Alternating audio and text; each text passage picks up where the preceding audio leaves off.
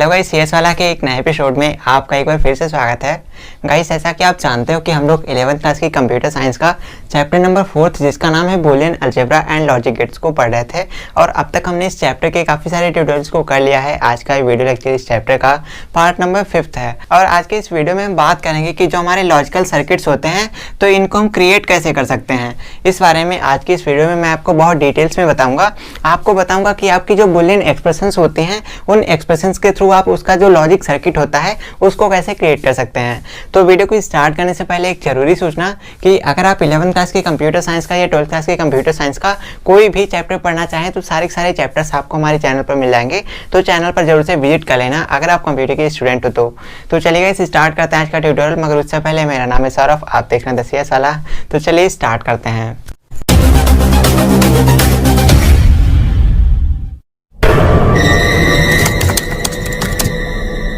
तो इस Boolean algebra के अंदर जब भी हम कोई लॉजिकल सर्किट बनाते हैं तो ये लॉजिकल सर्किट बनाने से पहले आपको कुछ चीज़ों के बारे में जरूर से पता होना चाहिए। तो सबसे पहले तो आपको पता होना चाहिए कि आपका जो लॉजिकल सर्किट बनता है उसको बनाने के लिए कुछ चीज़ों की ज़रूरत पड़ती है जिनको हम लॉजिक गेट बोलते हैं। और लॉजिक गेट क्या होता है इन पर हम ऑलरेडी वीडियोस कर चुके हैं, आपको चैनल पर इस चैप्टर की प्लेलिस्ट के अंदर मिल जाएगा। तो जैसा कि आपको पता है लॉजिक गेट हमारे 3 तरीके के होते हैं। एक होता है हमारा एंड गेट, एक होता है हमारा और गेट और एक होता है नॉट गेट। तो गेट लॉजिक गेट क्या होता है या फिर इनसे रिलेटेड या बूलियन अलजेब्रा से रिलेटेड सारी जानकारी आपको इस चैप्टर के प्लेलिस्ट के अंदर मिल जाएगी। तो बेहतर होगा आप इस वीडियो को देखने से पहले इस चैप्टर का जो पार्ट नंबर 4 और 3 है उसको एक बार जरूर से देख लीजिएगा।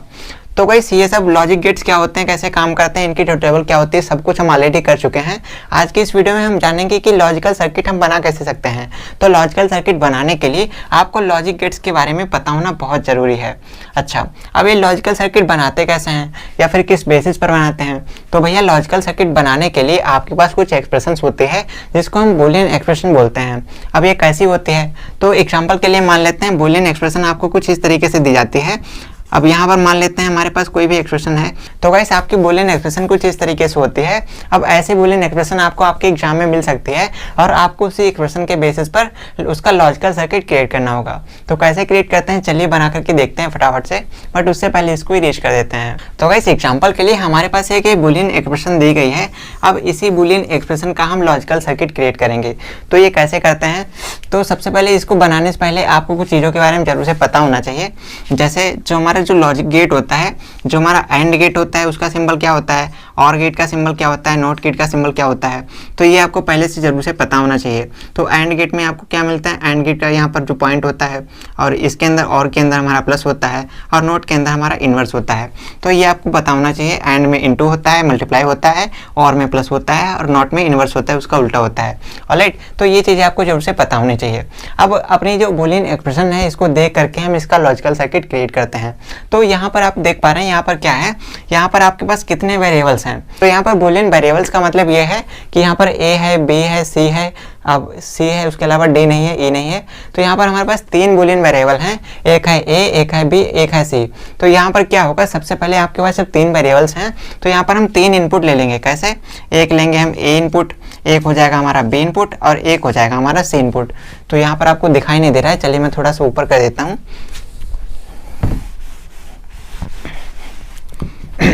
तो इसको हम कुछ इस तरीके से ले लेंगे। सबसे पहले हमारा एक इनपुट हो जाएगा, फिर दूसरा इनपुट, फिर तीसरा इनपुट, ए, बी और सी। आई होप आपको दिखाई दे रहा होगा। तो अब ये हमारे 3 इनपुट हो गए। अब इन्हीं इनपुट के बेसिस पर हम अपना लॉजिकल सर्किट क्रिएट करेंगे। अब यहाँ पर लॉजिकल सर्किट बनाने के लिए आप ये ध्यान रखिए, आपकी जो एक्सप्रेशन दी गई है ना इसको आप बीच बीच में ब्रेक कर लीजिए, या कहे तो छोटे छोटे पार्ट्स में इसको ब्रेक कर लीजिए ताकि आपको इसको सॉल्व करने में, इसका सर्किट क्रिएट करने में आसानी हो जाए। तो यहाँ पर आप मान लीजिए एक पार्ट हमारा ये वाला पार्ट हो गया और दूसरा पार्ट हमारा ये वाला पार्ट हो गया और तीसरा पार्ट हमारा ये वाला पार्ट हो गया। तो आधा आधा करके जब आप सर्किट को बनाओगे ना तो आपके सर्किट में कोई गलती नहीं होगी, आपका सर्किट एकदम एक्यूरेट बनेगा। तो चलिए फटाफट से इसका सर्किट बनाते हैं। तो सबसे पहले आपकी जो इनपुट वैल्यू है ए है, बी है, सी है, इन तीनों से आपको पहले तो लाइन ले लेनी है। यानी कि हमको सर्किट बनाने के लिए तीन इनपुट हमने यहाँ पर ले लिए, एक है ए, एक है बी, एक है सी। अब यहाँ पर आपको क्या करना है, ए इंटू बी करना है, यानी कि आपको ए और बी को आपस में जोड़ देना है। अब जोड़ेंगे, अब इंटू का मतलब क्या होगा, यहाँ पर इंटू का मतलब है यहाँ पर एंड गेट बनेगा। अब इंटू का मतलब होता है हमारा एंड गेट। अब एंड गेट कैसे बनाते हैं, तो एंड गेट हमारा कुछ इस तरीके से बनता है। लो जी, तो यहाँ पर ये हमारा एंड गेट हो गया। अब यहाँ पर इसका आउटपुट क्या आएगा, हमारा आउटपुट में हमको यहाँ पर a इंटू बी मिल जाएगा। ऑलराइट गाइस, इसके बाद आपको क्या करना है, आपका इतना पोर्शन सॉल्व हो चुका। अब इसके बाद आपको इतना सॉल्व करना है। तो यहाँ पर क्या होगा गाइस, तो यहाँ पर आप देख पा रहे हैं, यहाँ पर आपका a इन्वर्स है। इन्वर्स का मतलब यहाँ पर नोट गेट है, तो ऊपर ये जो सिंबल लगा हुआ है इसका मतलब यहाँ पर नोट गेट है, और अगर यहाँ पर प्लस लगा होता है तो इसका मतलब ये और गेट होता। तो गाइस आपको हमेशा ध्यान रखना है, जब भी आप किसी वायर को किसी दूसरे वायर के पास से निकालेंगे या उसको क्रॉस करेंगे तो आपको कुछ इस तरीके से बनाना होता है। जैसे इस तरीके से यहाँ पर कोई वायर जा रहा है, तो अगर आपको यहाँ से दूसरा वायर पास कराना है तो आपका वायर कुछ इस तरीके से आएगा, यानी कि इससे मिलना नहीं चाहिए, इससे अलग होना चाहिए। ऑलराइट, तो आपको ये पता होना चाहिए। चलिए इसको इरेज कर देता हूँ, उसके बाद आपको आगे का समझाता हूँ। तो सबसे पहले मैं इसको इरेज कर देता हूँ। तो यहाँ पर हम क्या करेंगे, सबसे पहले तो हम ए ले लेंगे। ए से हम क्या करेंगे, यहाँ से एक वायर ले लेंगे और इसको हम कुछ इस तरीके से ले लेंगे। अब यहाँ पर क्या कर देंगे, यहाँ पर हमने लगा दिया नोट गेट। नोट गेट का मतलब यहाँ पर क्या आ जाएगा, यहाँ पर आपका आउटपुट मिल जाएगा A inverse. Alright, A inverse आपको मिल जाएगा। इसके बाद में आपको सी का इनवर्स निकालना है, तो सी हमारा ये रहा। अब सी को हम थोड़ा सा आगे एक्सपेंड कर देंगे, यहाँ पर भी हम नोट लगा देंगे। तो नोट लगाने का मतलब यहाँ पर आपका सी इनवर्स आ जाएगा, यानी कि ए इनवर्स और सी इनवर्स आपका दोनों आ चुका है। ऑलराइट गाइस, यहाँ पर आपका इतना क्लियर हुआ। अब इसके बाद आगे आपका बी है। अब यहाँ पर आपको क्या करना है गाइस, यहाँ पर आपका जो बी वाला वायर है, इस बी वाले वायर को आपको आगे को एक्सपेंड कर देना है, बढ़ा देना है। और इसके बाद में आपका जो नोट गेट है, तो इस वाले को भी आपको यहाँ पर ले आना है और इस वाले को भी आपको सीधे ले आना है। अब यहाँ पर क्या कर सकते हैं हम, यहाँ पर हम एंड गेट को जोड़ देंगे, क्योंकि बीच में इंटू है ना, तो इंटू का मतलब यहाँ पर एंड गेट आएगा। एंड गेट हमने लगा दिया कुछ इस तरीके से। तो यहाँ पर आपका आउटपुट क्या आ जाएगा आपका ए इनवर्स इंटू यहाँ पर आ जाएगा सी इनवर्स इंटू आ जाएगा यहाँ पर ए बी, सॉरी यहाँ पर केवल बी आएगा। यहाँ पर हमने बी वाला वायर लिया है ना, तो यहाँ पर सीधा बी आ जाएगा। तो A inverse C inverse into B हो जाएगा। तो इतना हमारा क्लियर हो गया। तो यहाँ पर हमारा ये वाला पोर्शन दोनों क्लियर हो गए।